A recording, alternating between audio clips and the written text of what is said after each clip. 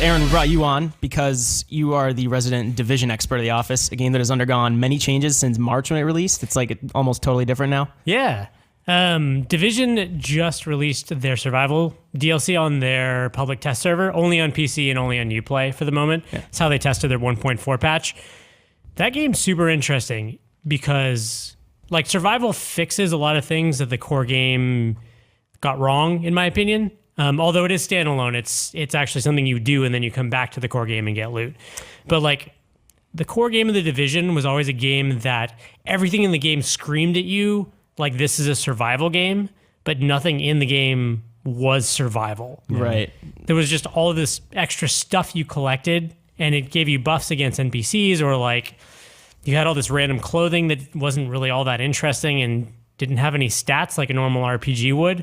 So in survival, you get dropped in clean with like none of your gear onto the core map. It's the whole map. And your goal is to make it to the dark zone and get extracted.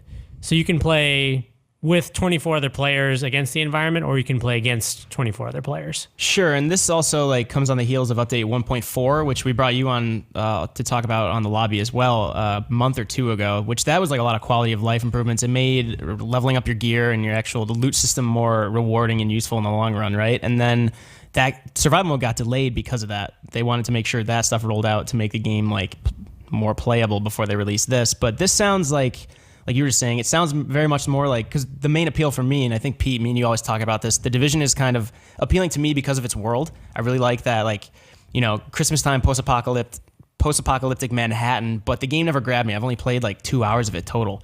And every time something like this comes out, it makes me want to, you know, it brings me back in potentially, and this kind of survival bent seems like the thing that could pull me in. So like, you played it on PTR, right? And it's available only through Uplay right now. Yeah, on their public test service. What did you think about it overall? It's interesting. Also, like I came off playing a bunch of King of the Kill before a lot of the AAA titles came out, so I have like another good sort of survivor shooter to compare it to. For King of the Kill, what is that? Just for H1Z1 standalone. You start in an 8 kilometer square zone. You all end up and you scavenge your way to the middle and then kill each other. Right. So, like, one of the interesting things you have to look at in a game on the PvP version of survival is player density. And I think that's something they're going to have to mess with a little bit because, like, in a survival game, you want people to have to worry about the environment and have enough player encounters to be scary, but not so many that it's pointless and you'll just die right away, right? Right. And that player density per area is really important. You can also play this just with other players again, so you don't have to worry about that aspect of it. But it's interesting because I think the loot in the game was slightly better, and the NPCs were slightly harder when you were just playing against the environment. So they've balanced it both ways. Although in the overall game world, you get more points for playing against other players. So you're contending with things that the core game should have had you always contending with, like, you know, it's a virus-ravaged city, and you were never had to worry about in the first game. You're just like, whatever, like... You were just immune automatically. Sticking rusty nails in your arms and, like, picking up guns and licking them halfway through the game. Like, it just...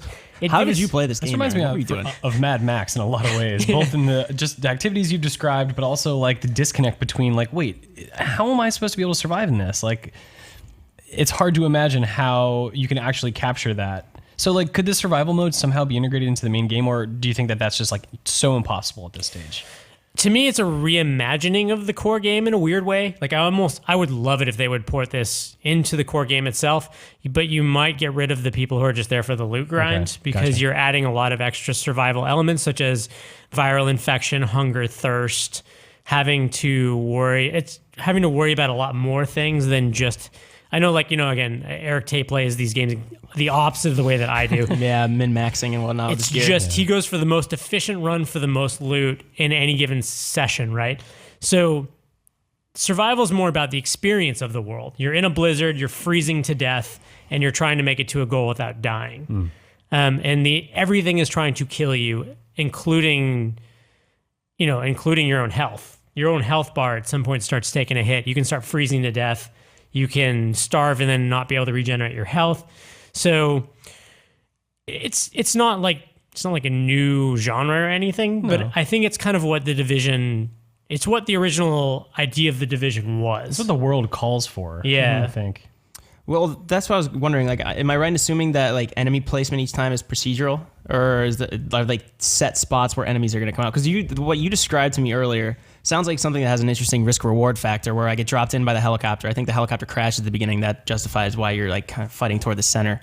You're infected. You're battling cold. I know Gear has like the cold rating, or the warmth rating, whatever it is. Yeah. And it sounds like there'd be an interesting risk reward, like you mentioned earlier when we were talking about this. Like, you're in this firefight, and like each minute that passes during this firefight, if you're not killing these guys and moving on, you're going to start to panic, because if you're like, you might be doing well against these guys, but they're taking too long. So then the cold is just going to start eating at you. But then you also have to contend with thirst, which affects your vision, I think you're saying, which that's going to make the firefights harder. Is there an interesting kind of risk reward angle to spending time in certain areas as opposed to just, rushing through and risking the fact that you might not have the good enough gear to fight the harder NPCs toward the center of the map?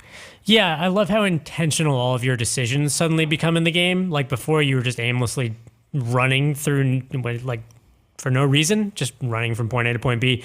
Here, you have to chart your route. It's like, I know that there's fire here, here, and here. I know there's a safe house there. I've got enough thermal protection to make it. So that's set. But halfway through that, I run into NPCs. It's what you said. How cold am I? How hungry am I? Like, how much health do I have in reserve? And then there's other cool things, like the shield in the game was always useless, but suddenly when you can't regenerate your health because you're starving, having the shield ability blocks a lot of the incoming damage. So it becomes a significant piece of gear that was not significant previously.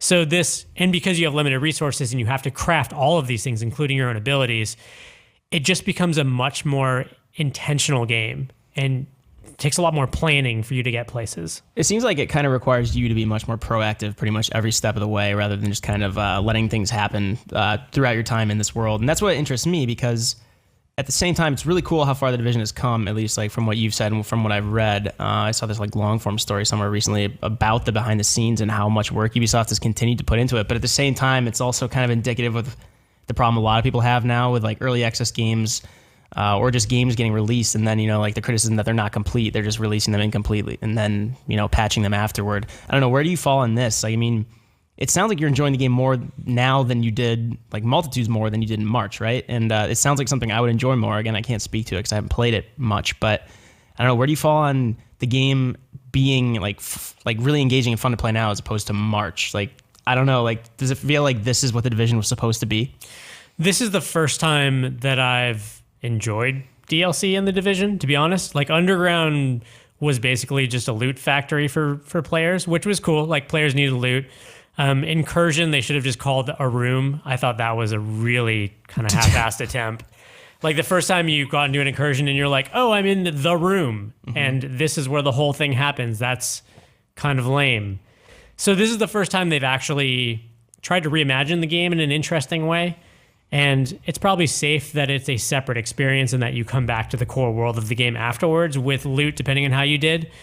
But I think for people who enjoyed the single player portion of the game, who hated the Dark Zone and who were not into the loot grind necessarily, this is what I would consider the first piece of new content for them. The first new single player expansion, even though, to be fair, it's on the same map, but the Blizzard makes it feel kind of new again.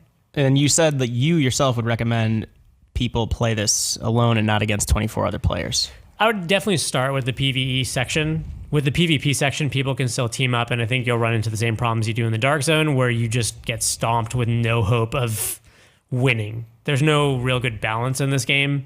Yeah.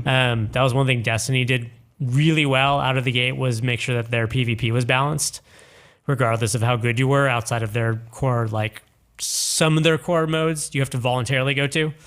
But when the end game of the Division was a place that you just went and got annihilated with no hope, I think that's why a lot of players left. Sure. So you have the choice here of going to essentially what amounts to a Dark Zone and not get annihilated by other players, right, which I think is a better experience for the people who hated the original Dark Zone. Right. Yeah.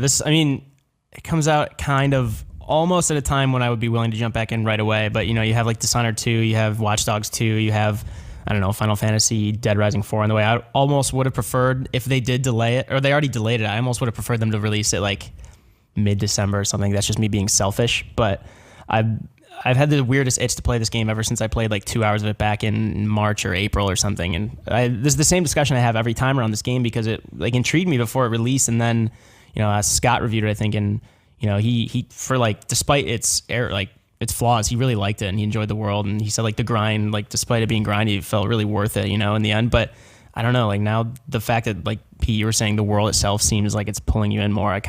This might be when I finally jump back into it. Like I have co-op partners. If the gameplay can support it, man, like that's so much more attractive to me than I think what I was playing before. Yeah, for sure. And this is the penultimate DLC. The next one will be the Last Stand, or just Last Stand, which is, appropriately enough, the final expansion. And that was scheduled to come out around this winter, but is now due out in early 2017. So yeah, Aaron, thanks so much. That is the Division, that is survival DLC that does not have an actual release date yet. They're but saying end of the year. End of the year, sometime before, New Year's. And it is also available now through Uplay on PC for some players. And let us know what you think. Will you finally get back into the Division? Or is this something that'll keep you playing amid the other huge fall releases? Leave your thoughts in the comments below.